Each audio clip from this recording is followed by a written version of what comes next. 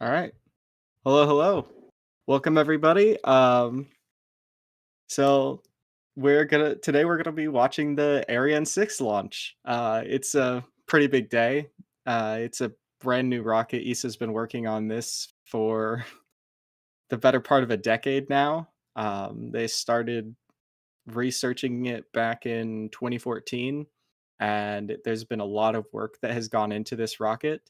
So far, uh, ESA and Ariane Space have basically had no rockets recently because the Ariane 5 had some problems as well as a bunch of other or not sorry, not the Ariane 5. The Ariane 5 was retired and then their Vega rocket had some problems and there was also they had the Soyuz as well, but political reasons so that's no longer flying and basically ESA has not had a rocket for a while.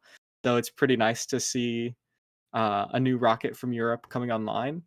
We got about an hour till launch. Currently, the launch window starts at about 3 o'clock. So we're going to be talking about a few things before we move into that, including going over some things at Starbase. So for those who are not aware, Y has started to do what are essentially what we called our daily space roundup. It's not quite daily yet. We're trying to get to that pace and hopefully should be daily here soon. And basically, what we're going to do is just go over some stuff that's happening at Starbase and just in the general space industry. And it's basically a show that we're going to be doing every day. I'm the host for today. I'll be hosting this as well as the launch itself. We might have some other hosts popping in later once we get closer to launch, but for now, it's just going to be me. Right now, I'm also running the backend because the person who normally does that is currently busy. So if things seem a little chaotic near the start, that's why. Once we get closer to launch and more people hop in, it'll of course get a bit more organized and better. But for now, it's just me. For those who are unaware, I'm Nathan. I am a writer and researcher for What About It. I've been with the team for uh, a little over a month now, roughly. I Before that, I was studying aerospace engineering at the University of Central Florida, and I've been studying rockets for quite a long time now. So uh, I'm basically going to be taking us on a tour around what's happening at Starbase. And we're going to start that tour off at Ship 30 because it's still receiving more tiles. So currently, a lot of work is actually being done around the hinge area. And you can actually see that in some of these pictures with the guy basically just pointing straight to the um, hinge area itself. So they have been doing quite a lot of work along this area, which is essentially like a fairing that connects the fin to the body of the ship, and it's supposed to protect all those important, all those important internals. And they've been doing a lot of work around this area. So far, the current theory of why Ship 29's flaps melted was that hot gases essentially leaked into the seal between this fairing and the flap itself, essentially a joint that's supposed to keep the hot gases out. There's a very similar thing on the space shuttle, and we're actually working on going into a deeper dive on that in future episodes. So look forward to that. And of course, if you haven't already, please hit that subscribe button so you don't miss that deep dive. And essentially, teams have been working around this area. So it is possible that this area also saw some failures, and maybe that's why they're focusing a bit more on it now. And you can actually see it does look a fair bit different from previous, uh, essentially previous tile replacements. And it's likely because SpaceX is trying to work pretty thoroughly in this area, and they might have different methods, different material choices, different things like that because they want to make sure this hinge is very robust and that this will not be the reason this ship fails, similar to Ship 29. And Musk basically confirmed that during the post flight interview with Tim Dodd, stating that they were going to basically just ignore any weight concerns and just beef up the hinges as much as they can, which is also kind of interesting because as of now, we still haven't seen much work on the actual joint itself. We've seen work around here and we've seen work on the tiles, but no tile removal or work can be seen around the joints. Of course, that doesn't mean there isn't work being done. It could just be out of view, for example, on the backside, because the joint itself might be difficult to access through the front side, and maybe SpaceX doesn't need to or doesn't want to access it from that side. So it might just be that we haven't been able to see them working on it. That doesn't mean they're not working on it because we basically know for a fact that they will be. I'm going to try and go through these a little faster than I would on a normal space roundup because we have that launch later, and I want to talk about the Ariane 6, of course, and talk about all of that before the launch. So I am going to go through these a little faster than usual. Yeah, so you can see more work being done there. Uh, it appears to be a essentially like it appears almost like a mini ablative or a mini felt. It's hard to tell exactly what it is, but it might also be for alignment or or the adhesive itself. So it is interesting to see them applying that. Yeah, and you can see them placing that down before placing the tile on, and lots of work being done around that. And you can see here a faraway shot of the work actually being done. You can see man lifts and basically just everything, all the scaffolding around the ship itself. And as far as we're aware, this is the only ship in the high bay right now, actually. There might be one stashed over to the side, but as far as we know, ship 31 is the only one in there. Or, sorry, ship 30. Um, I accidentally said ship 31 because that's actually my next talking point. So, ship 31 has now been rolled into Mega Bay 2 because it completed its wet dress rehearsal. Um, or, sorry, not wet dress rehearsal. It completed its cryogenic proof tests, as well as it was equipped with a thrust simulator, which is basically a bunch of hydraulic rams to simulate the thrust of engines to make sure that the essentially the I'm forgetting the name. It's called the thrust puck, which is essentially where the engines attach to the ship is sturdy enough because it needs to be sturdy enough to withstand the massive amounts of force being placed on it from those engines. So they'll test that to make sure it works before actually placing the engines on it. So they tested that. Seems like everything went successfully, and now it's back in Mega Bay 2 to receive its engines. And as of now, the only thing we've actually seen in Mega Bay 2 is ships because Mega Bay 2 is currently still not fully operational. So far, we've seen work being done. We've seen it hooked up to the Star Factory now, actually, but it's still not quite complete. And as of now, the only thing Mega Bay 2 is being used for is ship engine installation. And that's what we're seeing now. So Ship 31 is getting its engines prepping for Flight 6, which should hopefully be just as interesting as Flight 5 will be, and Flight 4 was. The other interesting thing to note about Ship 31 is we haven't really seen much work on its tiles. That is, of course, opposed to Ship 30, which has seen basically its entire heat shield torn off and reapplied with the ablative underneath. Now, we might see that later with Ship 31. We'll have to see, but they're likely just waiting till they get done with Ship 30. That way they can focus on that. And then after Flight 5, or maybe just after they're done with swapping out Ship 30's heat shield, they'll move on to working on Ship 31. Of course, they probably will wait till after Flight 5 because the heat shield will they'll basically be testing the heat shield on Flight 5, so they'll likely wait till after Flight 5 to start swapping it. But SpaceX is also known to just preemptively do things, so they might start swapping it now, and then Flight 5 goes and they find something wrong and they swap it all again. Who knows? Give me 1 second. Oh, I echoing. I think I just realized.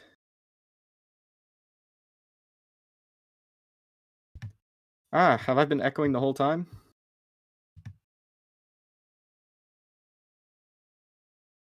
Okay, that should be fixed. Sorry about that. All right, that should be fixed now. All right, so there should just be one of me. Uh, and yeah, I might have been echoing. All right. Well, back to the ship. As I was saying, they might end up swapping the heat shield before flight 5, and if they find anything wrong, then they'll just swap it again. SpaceX is not known to wait often. All right. You can see here some more work. This was basically the lifting pins going to lift ship 31 onto the stand to start engine installation. And yeah, you can see here it's kind of hard to see, but they are going to start working on adding those engines soon, right around here. And you can see basically why they are placing those stronger tiles on ship 30, sorry. Because you can see here, and I can just zoom in, chipped tile, missing tile there, missing tile there. Of course, some of these might have been taken off intentionally, but that does not look like an intentional takeoff. These they're very, very easy to break, essentially. They're made of ceramic, which is very similar, if not identical, to what you have. Well, of course, it's made of slightly different. It's in a different form, but it's still made of ceramic, which is essentially a dinner plate. These are just dinner plates slapped onto the side of a rocket as its heat shield. They work, which is pretty cool, but they are also very brittle, and that's why SpaceX is essentially upgrading ship 30s. And a lot of people are also will also think they'll hear like 2 times stronger, and they might think, okay, so it's 2 times more heat resistant. That would make sense if it had more heat resistance, but in this case, what SpaceX has basically been referring to is 2 times stronger strength wise. It's 2 times less brittle. So if you, like say it was like a dinner plate, if you drop the dinner plate on the floor, it might shatter. But if you take these newer ones and you drop it, I mean, it might still shatter, but it's less likely to at least. So that's kind of what they mean by 2 times stronger. Of course, they might still have some other properties as well. SpaceX might have made them more heat resilient or heat resistant, because that might also improve the strength. But they might also be less if that improves the strength. And maybe SpaceX found they don't need them to be as heat resistant as they were before, and they can just make them stronger. So, well, it is kind of, we haven't really heard much about the actual heat resistance of the tiles themselves. We've had some people try and essentially reverse engineer the tiles to find out what they are, to mixed results and a few ITAR violations, but you know, the so far we're not exactly sure the new heat resistant factor of these tiles essentially. And you can see there it is being put onto the lift pins, and there's the overall build facility. I need to speed up a little bit. All right, moving over now to the launch pad. We have the new launch tower still under construction. It got these. I'm forgetting what the name of these are, but essentially they are adapters. That's kind of the best way to think about them. So if you look at the tower itself, it doesn't quite have the right um, connections to hook up to the tower sections.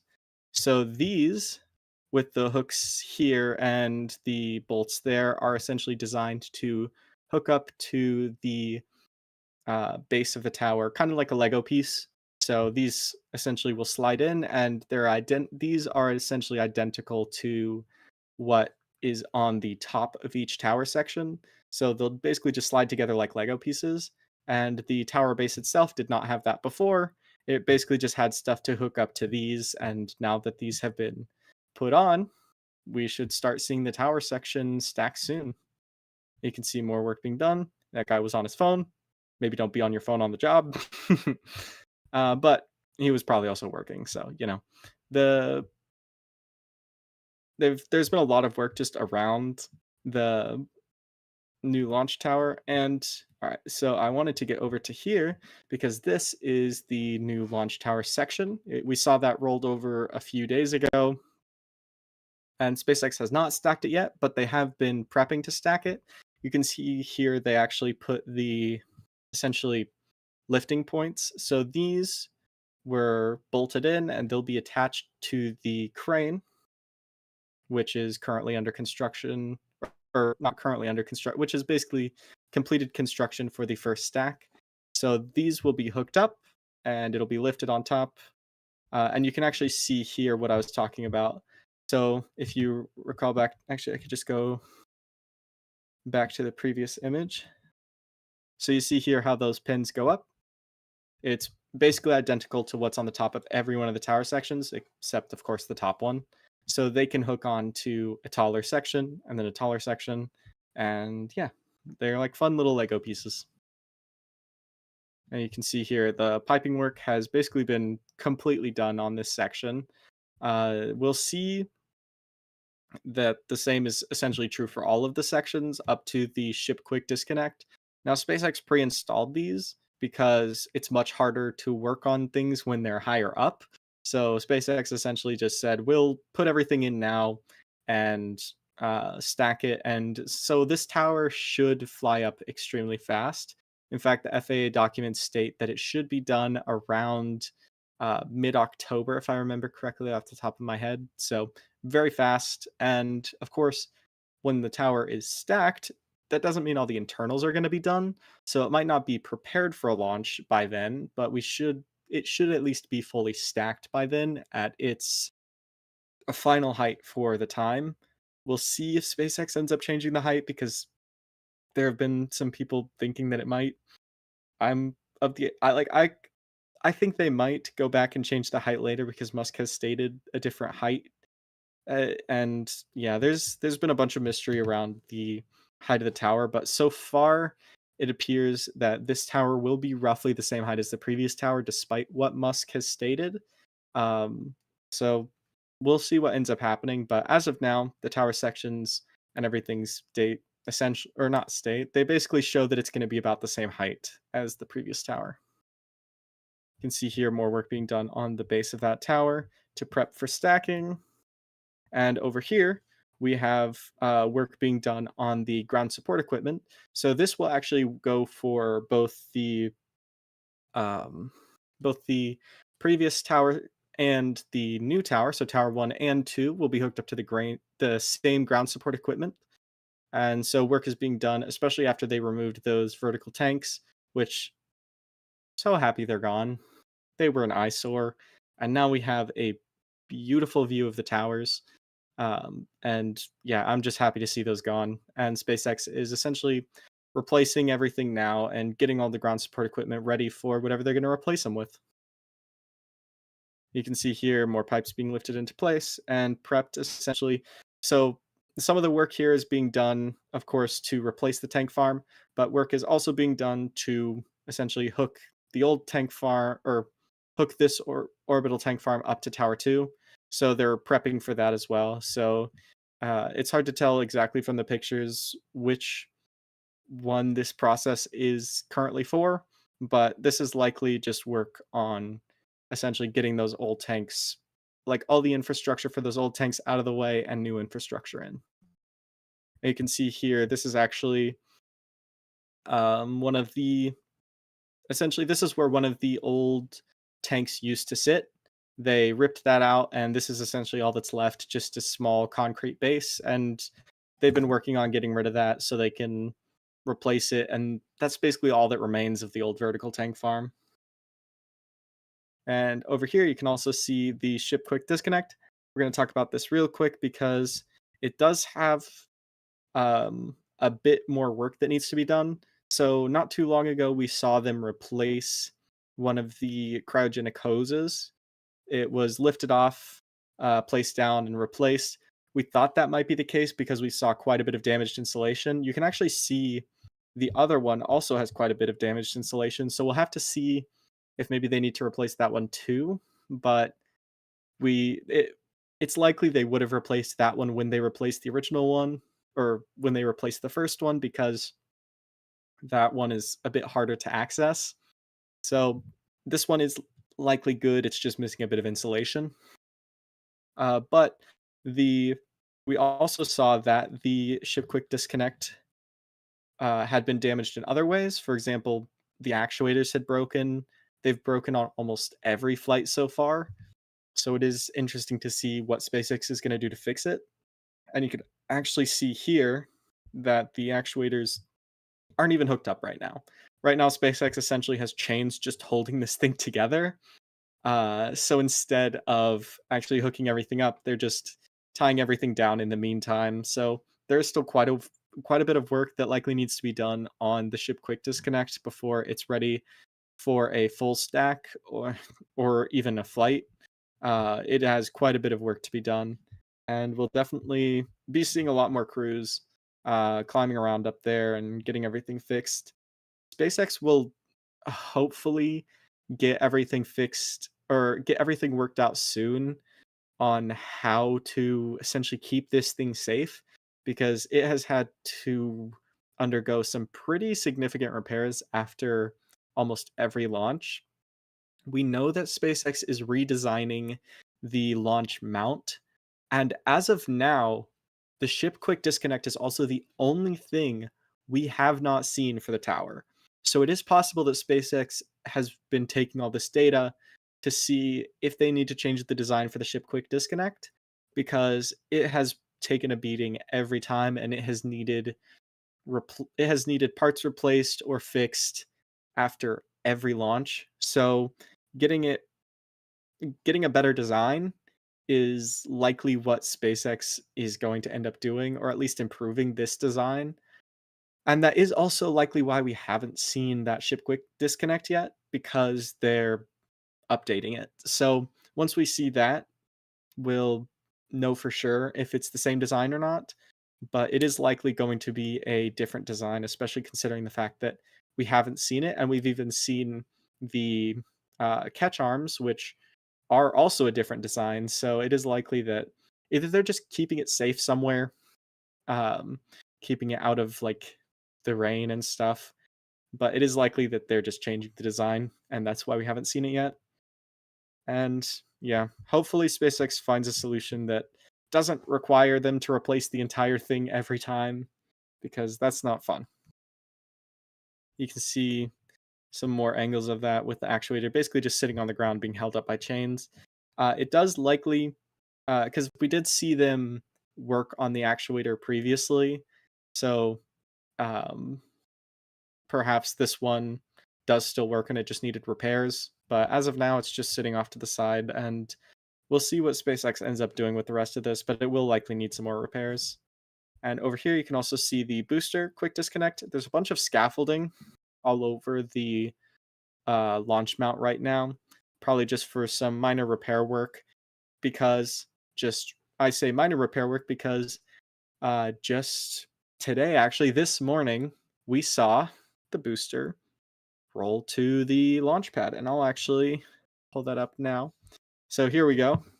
You can see here the booster rolled to the launch pad. So most of the repair work for the launch mount should be done right now, because if it wasn't, then they probably wouldn't roll the booster there. Now, there was some thought that maybe they hadn't, because there was a road closure to essentially roll the booster. It almost specifically said to roll a booster to the launch pad in the road closure, but SpaceX ended up only rolling a tower section.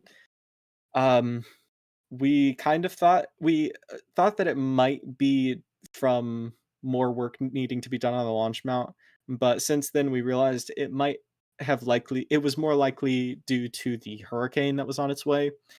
Fortunately, it only gave a glancing blow to Starbase and ended up going a bit further north. So there wasn't really too much of a concern from Starbase. But yeah, they ended up not moving the booster because of that storm, most likely.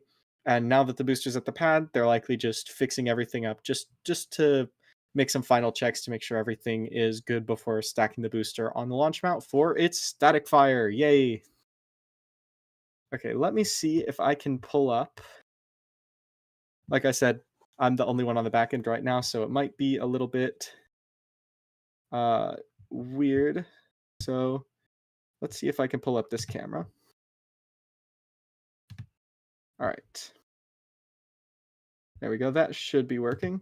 So right now it's kind of hard to see on this camera. I'll move over to the other one in a little bit if it's pointed. Actually, let me check to see if that camera is pointed. Yeah, here it is. So you can actually see now that it is currently in the arms of Mechazilla, prepping for stacking, and that should happen soon. If it isn't like it should basically happen any minute now, or at least like any day. SpaceX is known to do these pretty quickly, so it'll likely be stacked on there and static fired soon.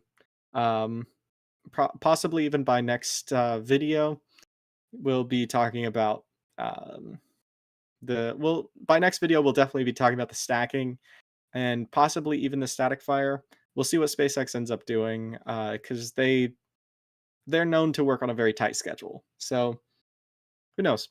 Maybe we'll see a static fire by then.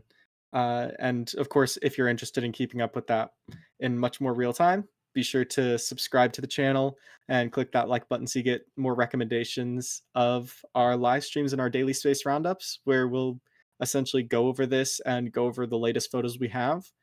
Um, of course, these are almost the latest photos we have because these photos are typically from the day before because our photographer is currently out at Starbase taking new photos. If you want those photos as soon as they come out and essentially as basically just fresh from his camera, be sure to subscribe to our Patreon or become a channel member, and you'll get uploads of those as soon as we get those pictures. Basically, like as soon as we get the pictures, you get the pictures. So if you're interested in that, be sure to become a channel member or a patron. All right. Now, that should be all of our news from Starbase. And we are about T minus 30 minutes from the Ariane 6 launch. So, uh, let's move over to that real quick. All right, let's see if. All right, so uh, it appears ESA is not live just yet, or we're trying to get that pulled up. Give me 1 second as I get all this figured out. All right, I'm gonna hop off these. I'm gonna hop off this real quick so I can.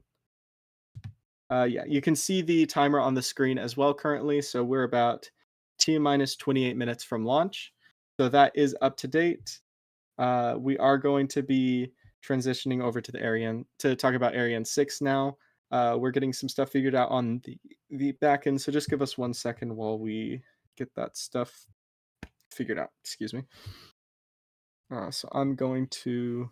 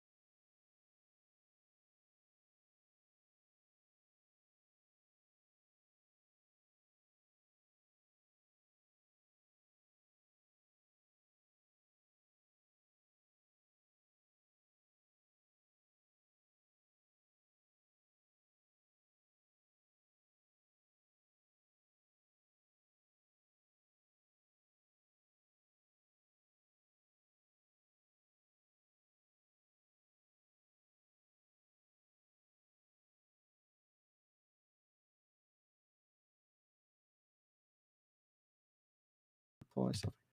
Hello, hello. I'm back. All right. Let me hop back in now. Alrighty. So, real quick, we're going to do some pre-flight talks about the Ariane 6, basically going over what this rocket is, why it's important, and essentially some of the stuff around the mission today.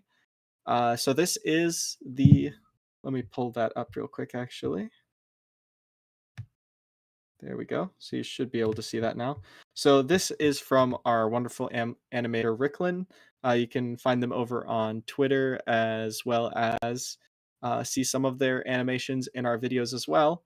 And of course, just posted on YouTube. If you're interested in seeing those, of course, hit that subscribe button, and you'll see those animations and the infographics whenever we get those too. All right. Okay. And so the ESA stream should be good, should be set up now. So I'll move over to that once we get a little closer to launch. But before that, I am going to talk a bit about the Ariane 6. So this is a rideshare mission, and essentially this is Ariane 6 2. So the 2 essentially stands for 2 solid rocket boosters. So this flight will have 2 solid rocket boosters. The Ariane 6 can have up to 4 boosters. So these boosters essentially just give it an extra kick. Right now, it's only got the 2 because it only really needs the 2. And you can see this has quite a few payloads. This is a rideshare mission, and a bunch of these satellites are essentially just university funded, or basically they're smaller satellites that are research based, and they're from a wide variety of sources.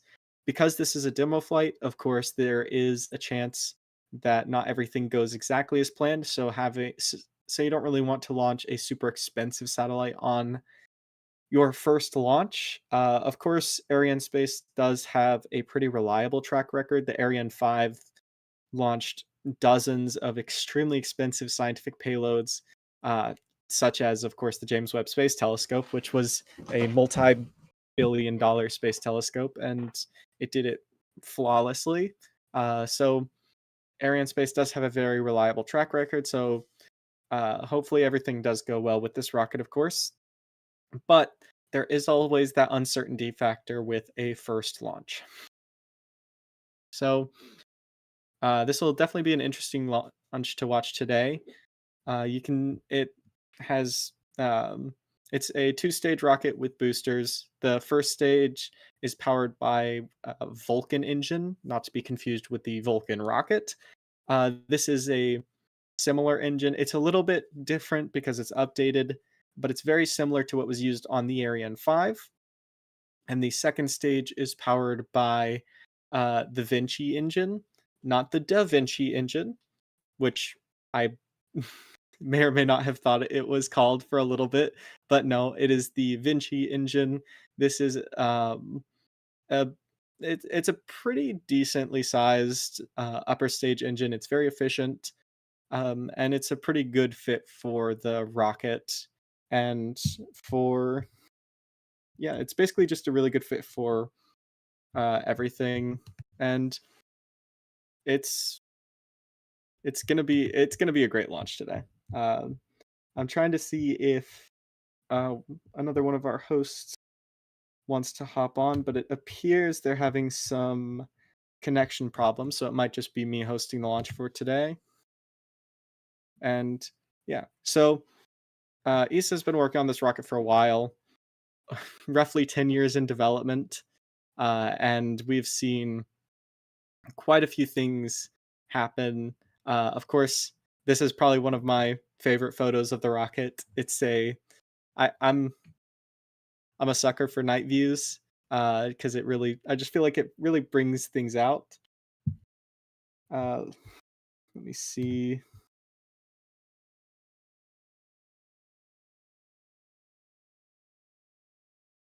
I do have the ESA flight broadcast now. I'm going to be switching over to that in just a minute. Um, and yeah, so we had the wet dress rehearsal not too long ago, as well as some static fires to essentially ensure everything was working well on this booster before the flight. And everything essentially has gone pretty good through the testing regime. And yeah, can see quite a few things. And I'm going to hop on over to the view from ESA now because they have everything pulled up. All right, let's check that out. Should be showing. Okay.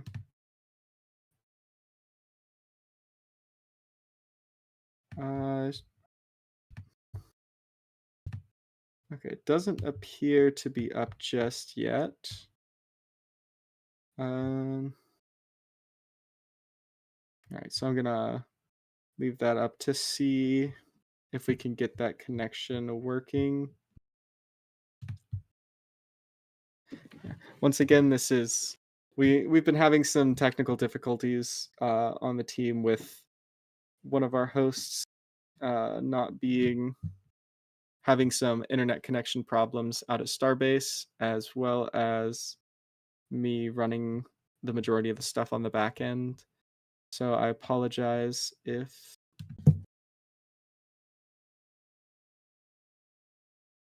things aren't if things are going a little slower, but we will have that up for the actual launch itself in T minus 20 minutes. Well, T minus 19 minutes. Okay.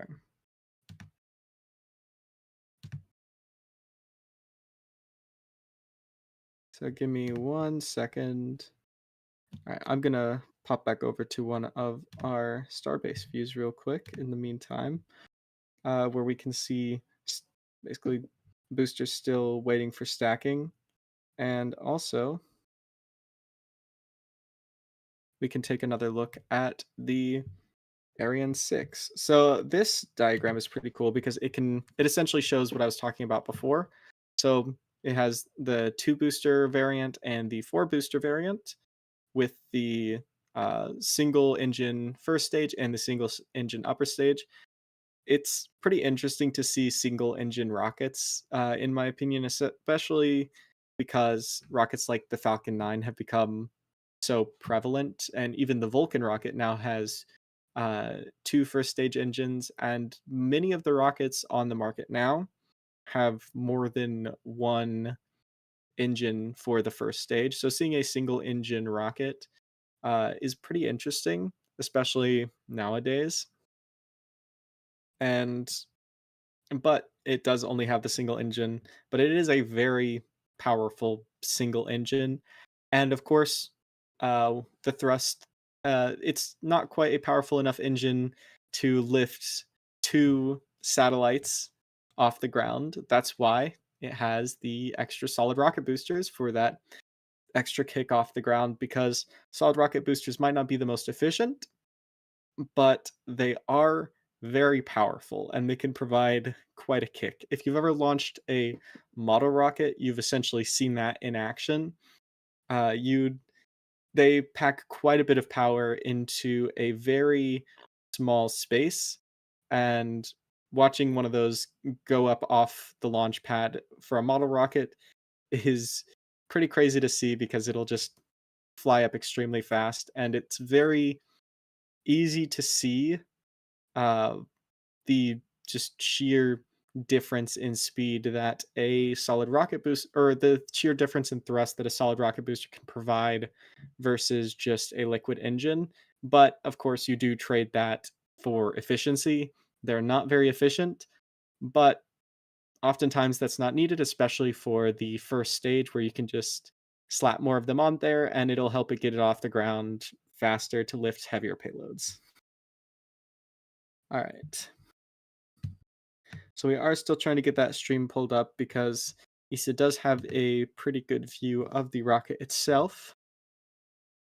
But yeah, essentially this we're not quite going to get a view like this from ESA because ESA usually only shows telemetry for the higher stages of flight. But hopefully ESA will provide us a pretty good view.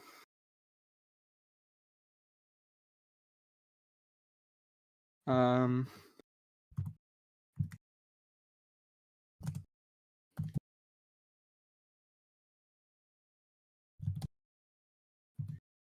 Sorry, I'm responding to someone helping me out on the back end real quick, so just give me 1 second.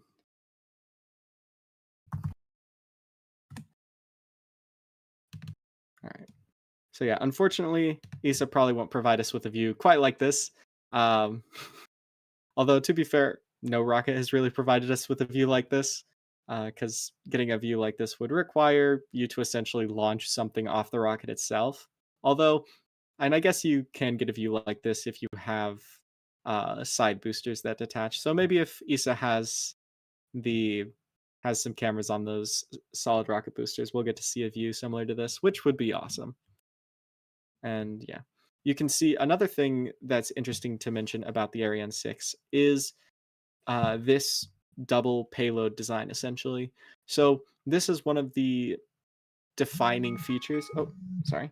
This is one of the defining features of the Ariane group of rockets. The Ariane 5 had something very similar, and it's what allows it to be more cost competitive because it can launch two pretty decently sized satellites into, say, geostationary orbit.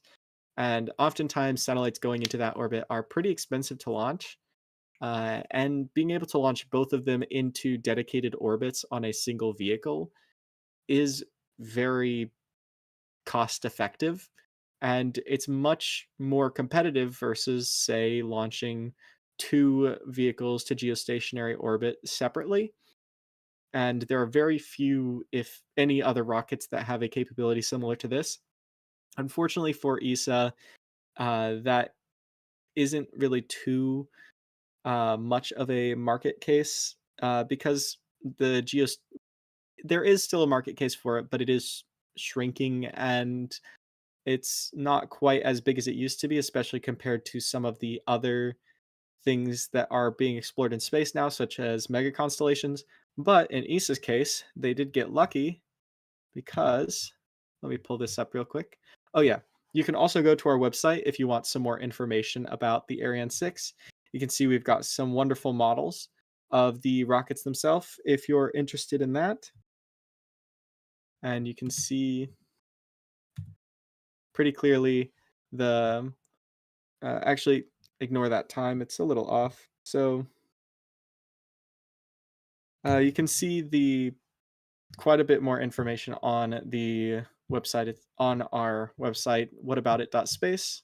But yes, as I was mentioning, ESA got a bit lucky because they signed a contract with Project Kuiper from Amazon. So they're essentially going to be launching the Amazon essentially ordered 18 Ariane 6s. So this rocket already has confirmed payloads. So hopefully for Ariane Space, everything goes off perfectly and ESA can start launching rockets for or Project Kuiper pretty quickly because 18 launches is quite a few. Of course, Ariane 5 flew over 100 times if I remember correctly.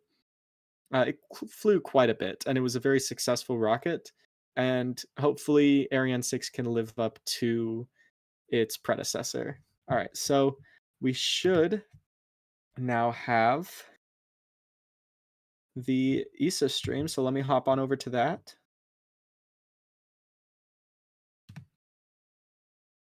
All right.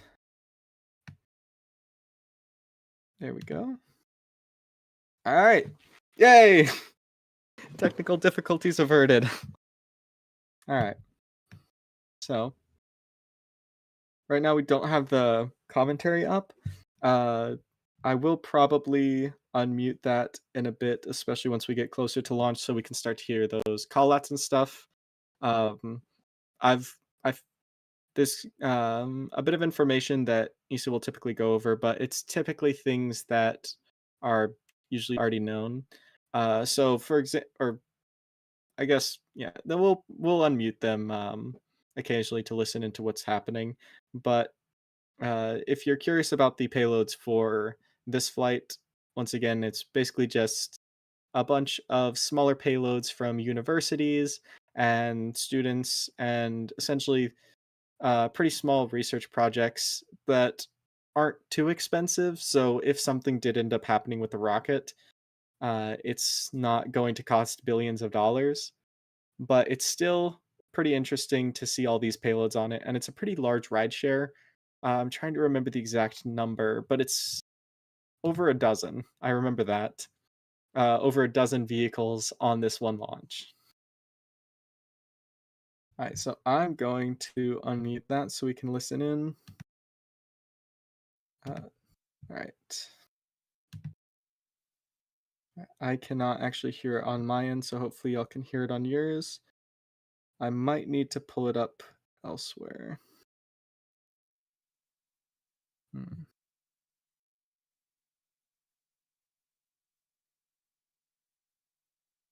Okay, I'm having some slight technical difficulties on my end, but hopefully y'all should be able to hear the actual launch broadcast. I'm gonna mute for a minute, and just let y'all listen into the launch broadcast. I'll also probably hop off this stream just for a minute while I get my end figured out, so I can actually listen in with y'all and understand what's going on. So give me 1 second. I'm gonna hop off real quick.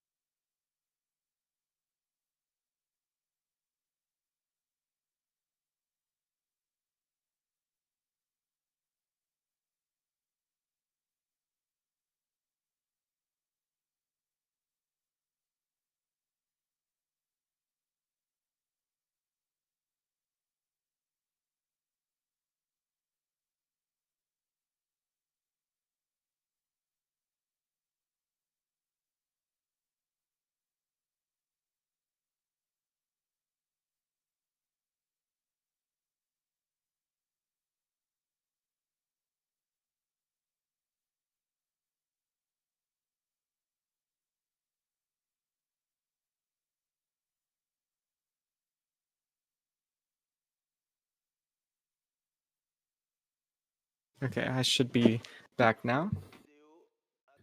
All right.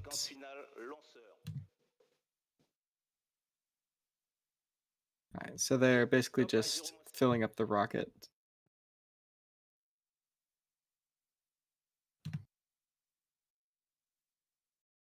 I'm just gonna mute theirs real quick. So essentially, they're just finishing up the final filling of the rocket. The rocket is typically fueled a fair bit before launch itself. Unlike rockets, say like the Falcon 9, they aren't going to be uh, filling it up right till the end. They're going to cut fueling a little sooner. For the Falcon 9, because of the way SpaceX does it, they'll essentially just pump fuel and oxidizer into the rocket as fast as they can, um, essentially constantly until the actual launch of the rocket. So as of now, they're basically passing over control from the ground to the in-flight computer for the Ariane 6. I believe I'm lagging a little bit on my end. Hopefully that's not coming through on the stream itself for y'all, but yeah, I'm pretty sure that's just on my end. But yeah, first flight of a brand new rocket is always exciting. Um, hopefully, uh, everything will go well. Isa has quite a bit of experience, and they know they know what they're doing. They've been flying rockets for quite a long time now. Ariane Space has been around for a very long period of time.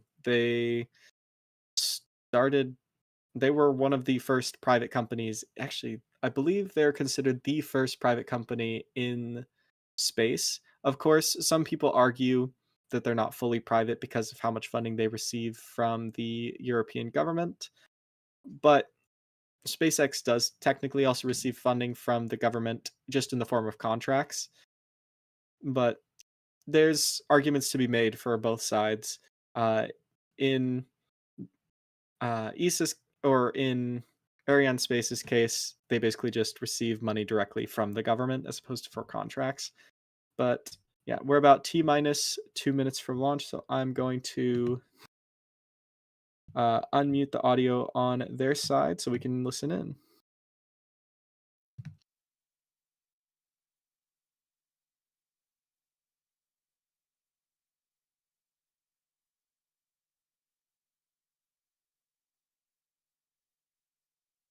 Yep. So they are going to disconnect they have very similar systems on many rockets. So this is essentially a quick disconnect similar to what's on Starship and similar to what has broken many times for Starship. And we're about T minus 1 minute away. All right, let's do this, Issa. All right, brand new rocket, and it's going to be it's going to be an exciting launch.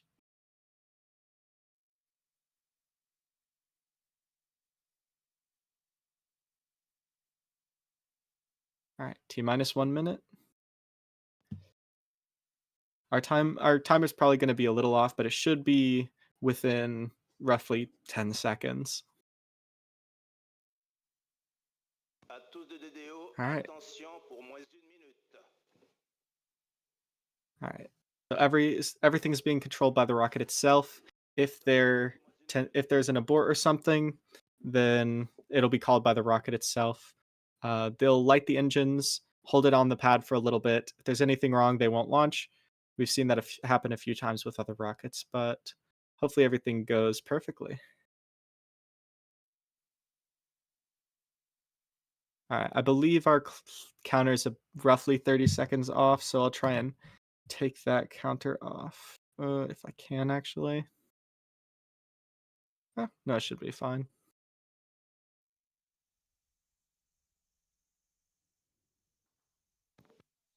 All right, so we should be within about 10 seconds. À tous de DDO, attention pour le décompte final. All right. They're lighting those basically make sure there's no explosion on accident. And all right. Lift off. Yeah. Okay. Come on, Ariane 6. You can do this. Oh, look at that thing just fly off the pad. Solid rocket boosters are crazy fast to watch. And those are some very large ones. Watching it with 4 is going to be a wonderful day whenever they do the 4 booster variant. All right, so there is a little bit of cloud cover, but oh, here's a good shot. Oh, wow. All right, so everything's going nominal. It's close enough in French and English that you can understand that, I think. Beautiful shot.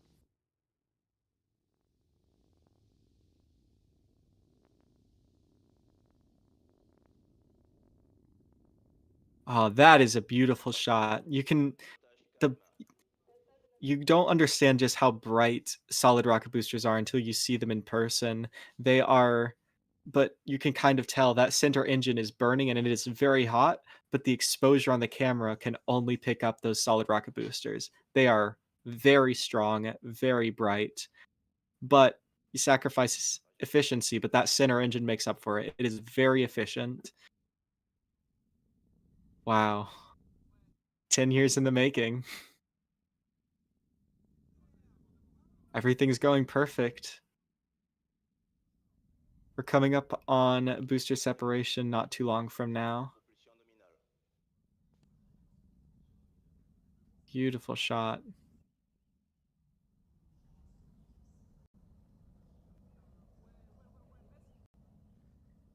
You can see as they get a little higher, the plume begins to expand more and more.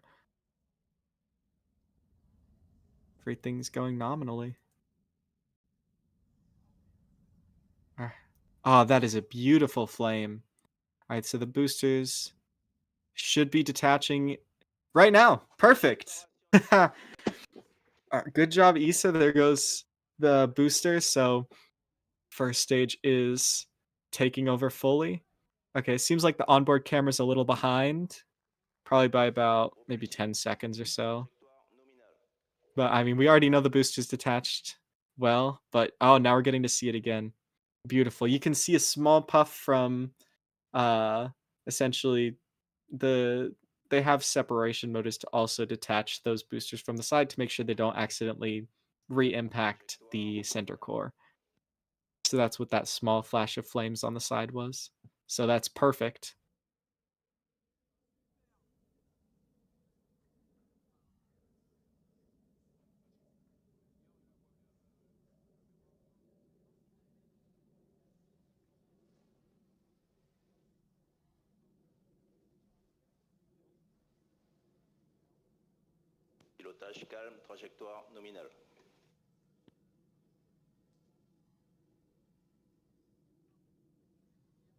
So liftoff.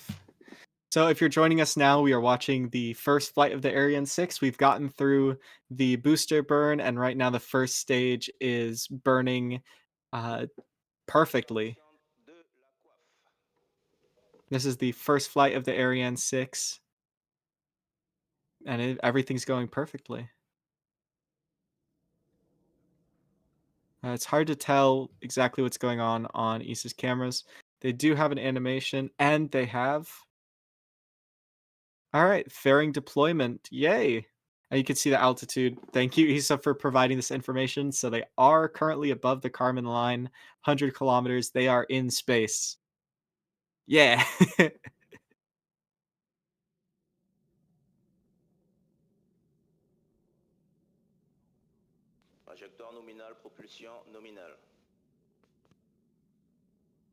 Beautiful. Beautiful shot. They have quite a few payloads on this first flight. It is a rideshare mission.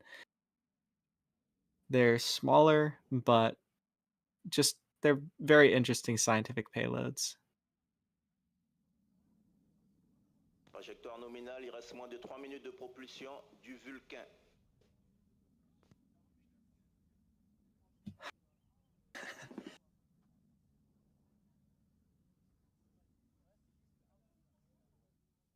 All right. So they're 150 kilometers in altitude. That first stage is still burning. It is a very efficient engine, almost. It's very similar to the first stage that was on the Ariane 5, but updated, of course, for the newer Ariane 6.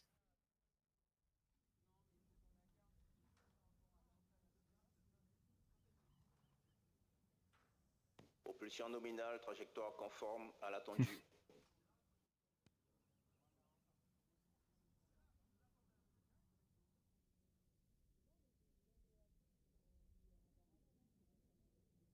Everything's going nominally. Perfect. Il reste moins de 2 minutes de propulsion du Vulcain.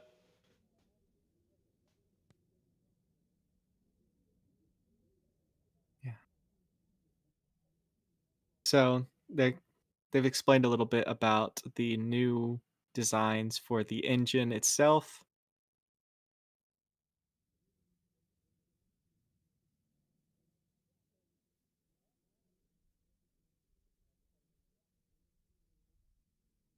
So the booster engines that have now detached are extremely powerful for this rocket. You could definitely tell that whenever it just jumped off the pad, and that's with only two.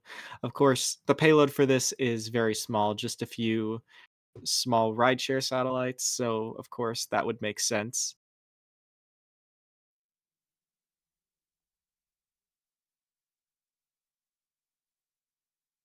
That's a very strong.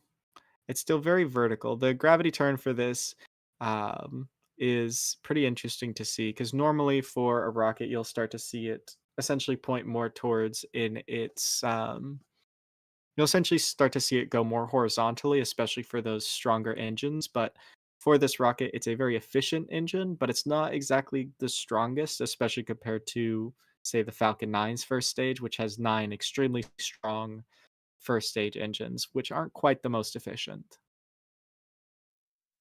Yeah, but that upper stage, the Vinci engine is extremely efficient. If I remember correctly, it is Hydrolox, which is very efficient for an upper stage.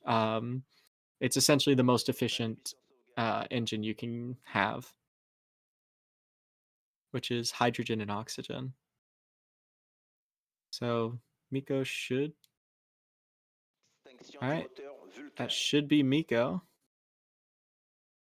All right, Séparation and tunnel stage tunnel. separation, second stage lit. All right, everything looks to still be going well. All right, and we Allumage can moteur see that validé. altitude going up. It's hard to see the actual. Okay, I don't read French, but I'm assuming vitesse is speed. Oh wow. Propulsion Oh, nominale. that is a beautiful picture. Oh, the sides of that is so charred from the boosters. Beautiful. Wow.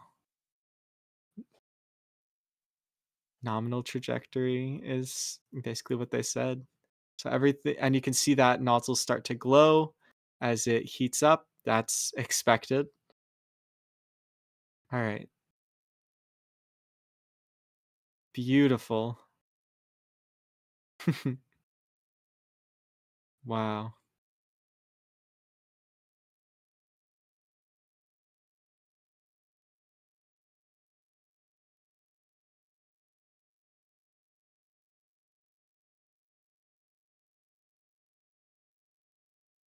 Yeah. So that is Vitesse, or probably not saying that correctly, but that is essentially the speed, and you can see that is going up, which means everything is essentially going well. If we start seeing any problems with that, that's not a good thing. But fortunately, ESA does have a camera on that second stage. Oftentimes, we'll just see a graphic, but it appears they do have quite a few cameras for this launch, which thank you, ESA and Ariane Space. Beautiful views.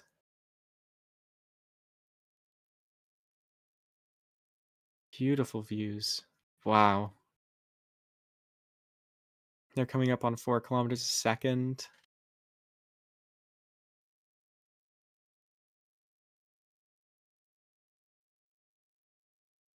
Okay.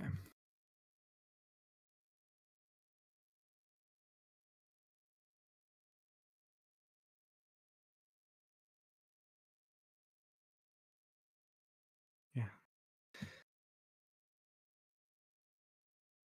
Everything's going nominally.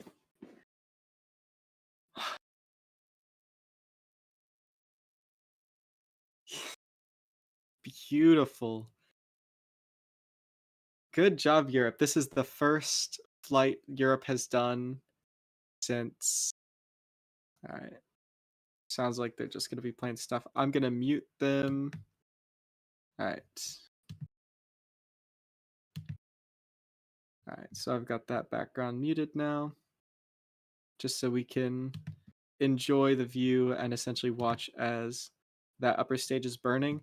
So this is Hydrolox engines tend to be very efficient, but they're not the most powerful. So expect this to be a pretty long burn, especially uh, the Vinci engine is not exactly known for its power, but uh, it is a very efficient rocket, and you can see that speed is actually fairly quickly going up. We're at about 4.4 kilometers per second now of speed. Altitude is holding strong, and we just keep going up and up. So good job to ESA. Looks like everything's going perfectly for the first flight of the Ariane 6. Uh, it looks like we got a new rocket that's operational. I don't want to jinx it just yet because we do still have a little bit to go. Um, but so far, this has been the best case scenario. Looks like we've had a perfect launch, perfect side booster separation, perfect main engine cutoff, a perfect second stage separation, perfect second stage light, and now that second stage is burning, delivering those the rideshare payloads to orbit. Hopefully, everything from here goes well. We're at about 4.7 kilometers a second and about almost 500,000 kilometers in altitude. The engine is going to be burning for a little bit longer. Like I said, these Hydrolox engines they do tend to be a little underpowered, but the efficiency of them makes up for that by a wide margin. All right. It's like everything is still going well. I'm still listening in on the back end, so I'll let you know if there's any updates, such as um, whenever second stage engine is cut off. But you will, of course, also be able to see that in the speed. Speed is still going up. We just passed 5 kilometers a second. All right. So everything seems to be going well. Um, so we're cutting to an internal view right now.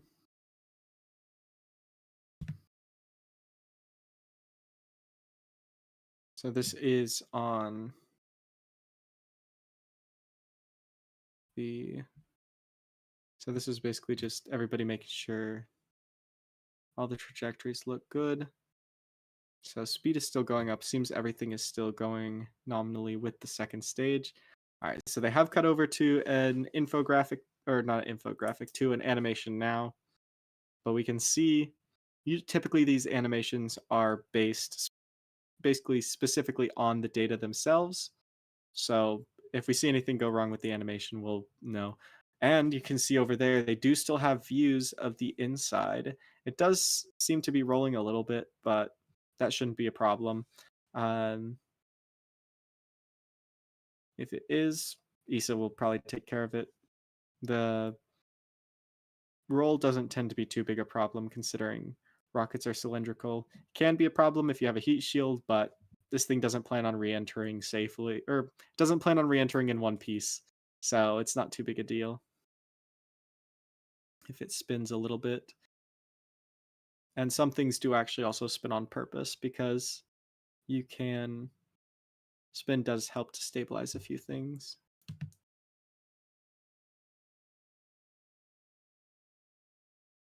Beautiful trajectory.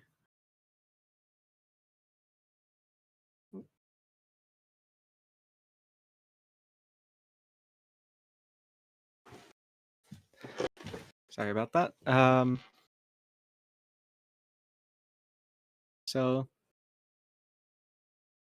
everything seems to be going perfectly. Congratulations to Issa on the perfect launch so far. This once again is the first launch Europe, ESA, and Ariane Space has done this year, and actually in quite a while. Uh, Europe does not, or up till now, Europe did not have an operational rocket due to a bunch of unfortunate factors that came together all at once. But now with Ariane 6, it appears everything is going well. So this is going to be a pretty long burn because once again, hydrolock stages are not the fast or are not the strongest, but the efficiency on them is unbeatable.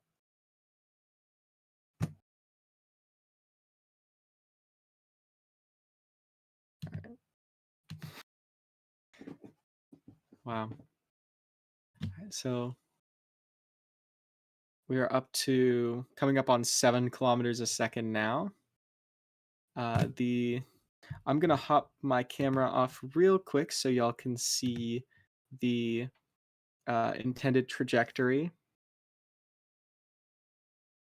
So you can see that the burn is following essentially perfectly with everything, with all the planned um, trajectories and calculations.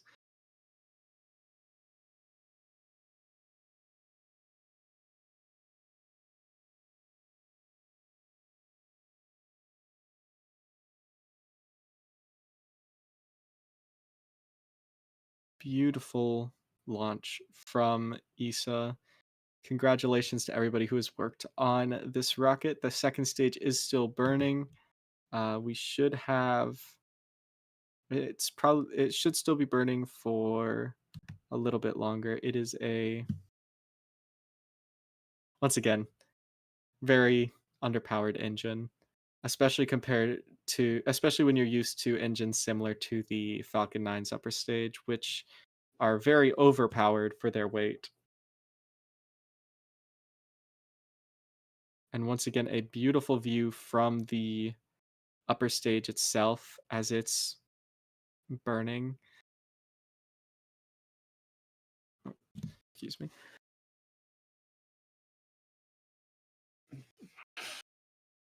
Ah, sorry about that.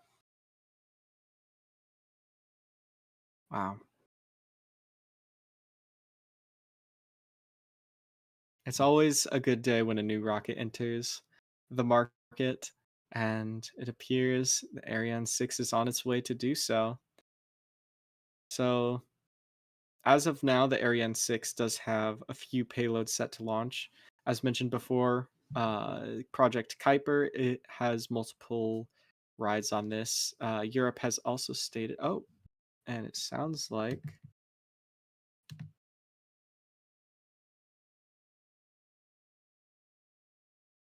okay, so it looks like everything's still going nominally. I'm unsure if we've reached second stage cutoff. I'm gonna unmute the audio from there because they're not currently talking. But it looks like second stage has finished its burn. Wow. 7.56 kilometers per second, and the second stage has finished its burn. Congratulations, ESA, Ariane Space. Uh, Congratulations to everybody who worked on this team, to who worked on the rocket and who worked on the team. And it was an amazing launch, and we have a new rocket to watch launch, and a beautiful rocket at that. Congratulations to everybody. Good job. And now we have another orbital rocket to marvel at.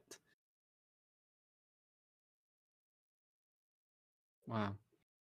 And congratulations to Europe for uh, regaining the ability to launch. So this is once again the first time Europe has been able to launch in quite a while. So congratulations to everybody, and it will be amazing to watch all the future launches.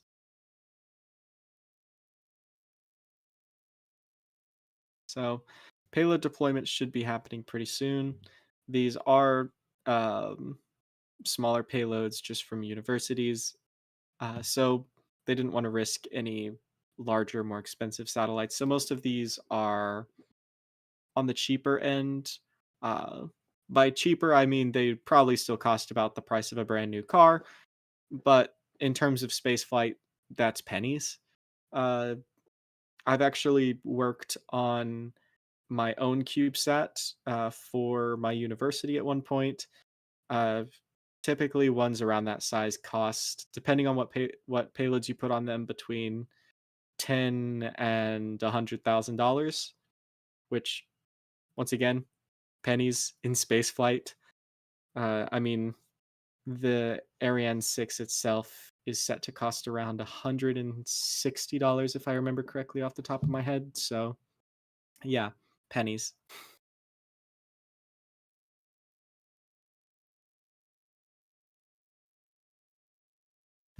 Okay. So, looks like they're just going to be coasting for a little bit. I'm unaware if they're going to end up relighting the engine, but I do not believe so because these are just going to low Earth orbit. But I may be wrong. But as of now, it does appear everything has gone nominally. Of course, ESA and Ariane Space will look over all the data to make sure there was no complications. But the important thing is the payload reached its orbit and it's safe. And Ariane 6 works. It has proved itself. So, once again, congratulations to everybody who worked on this rocket. You built a beautiful, amazing rocket, and it worked on its first flight, which is always an accomplishment, especially in space flight. Space is hard, as people always say, and trust me, they're right. The number of times I've had a rocket blow up in my face, yes, they're model rockets, but still difficult. It is very difficult, and launching a rocket this size is incredible. So, congratulations to everybody who poured years of their life into making this rocket a possibility. And congratulations to everybody. Go Team Space. This is awesome. And I'm so excited to see where this rocket goes from here and to watch all the amazing launches of this beautiful rocket. I can't wait for the first 4 solid rocket booster launch because seeing how fast this one was able to get off the pad with only 2, I love solid rocket boosters because they will just make a rocket jump off the pad, and that is always a blast to see, and pun intended. Uh, so yeah, once again, congratulations to everyone. Um, I believe this will probably be it from our end. They ESO will still have their stream up. Of course, if you're interested in still watching a live stream and just relaxing, we do have our 24/7 stream up now. So feel free to hop on over there, stick around and chat, talk to people. Um, the it's been a beautiful launch, and thank you to everybody who stopped by. It's been a blast, and I can't wait to watch the next Ariane 6 launch with you. And after the success of this launch, hopefully that shouldn't be too long away because it seems everything has gone wonderfully. All right, that should be it from my end. So thank you once again to everybody who stopped by.